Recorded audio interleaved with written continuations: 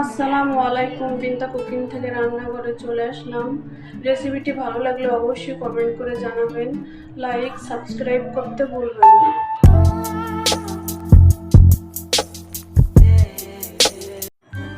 আজকে আমি বারবিকিউ করব। 2টা লেগ পিস নিয়ে নিয়েছি, অনেক বড় বড়।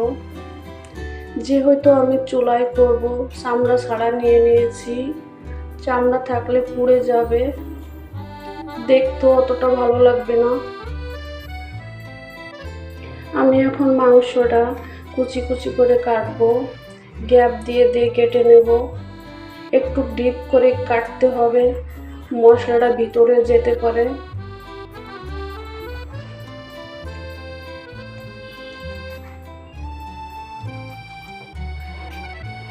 দুই সাইডে কেটে দেব।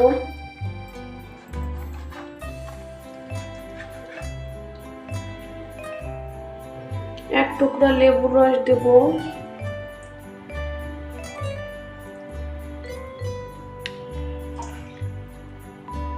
স্বাদ মতন লবণ দেব।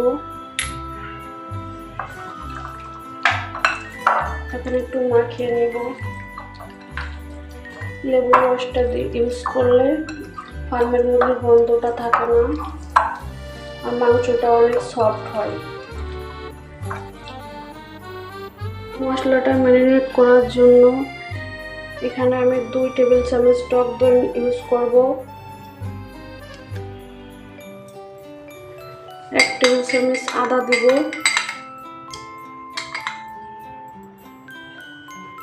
1 টেবিল চামচ রসুন দেব।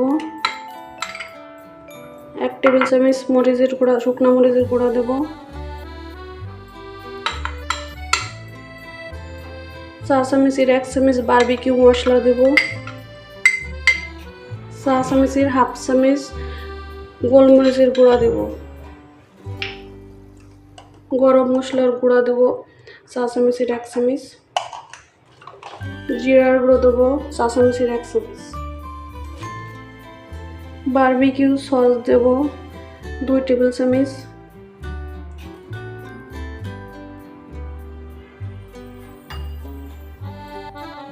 এক টেবিল চামচ ভিনেগার দেব। মশলাটা এখন নেড়ে চেড়ে ভালোভাবে মিশাইতে হবে। স্বাদ মতন লবণ দেব। মশলাটা ম্যারিনেট করা হয়ে গিয়েছে।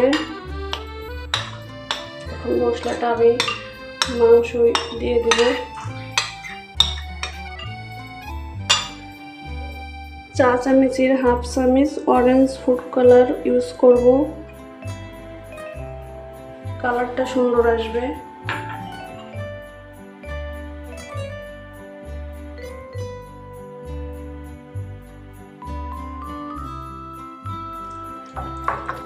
ভালো করে মাখাবো আমি, মশলাটা ভিতরে যেতে পারে ভালো করে। ওইটা মাখানো কমপ্লিট।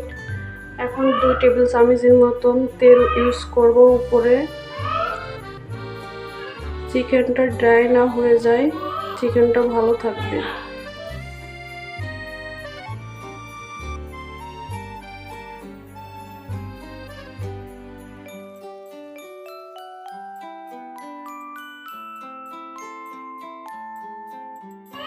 এখন আমি 4 ঘন্টার জন্য চিকেনটা রেস্টে রেখে দেব।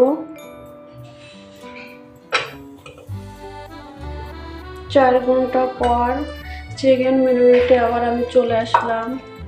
তল উপর করে মশলাটা আবার একটু মাখিয়ে নেব। আমি কয়লা ছাড়া বারবিকিউটা তৈরি করব।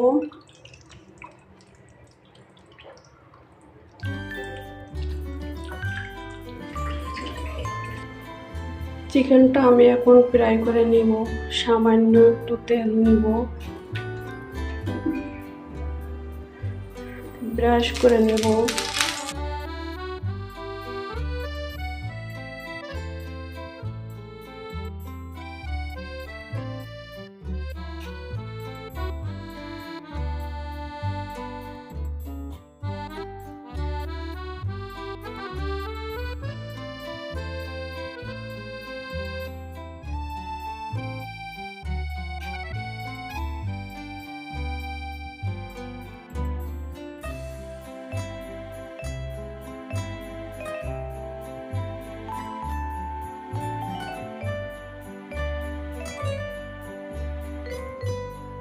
কিছু সময় আমি ঢেকে রাখবো যেন মাংসটা সিদ্ধ হয়। ঢাকনাটা উঠিয়ে নেব, চিকেনটা উল্টিয়ে দিব, না হলে তলে পুড়ে যাবে। কিছুক্ষণ পরে পরে উল্টাই দিতে হবে, তলে লেগে যাবে।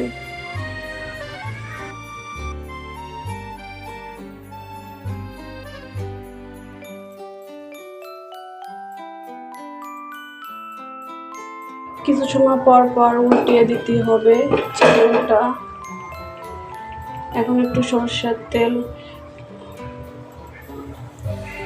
ব্রাশ করে দিব, ফ্লেভারটা সুন্দর আসবে।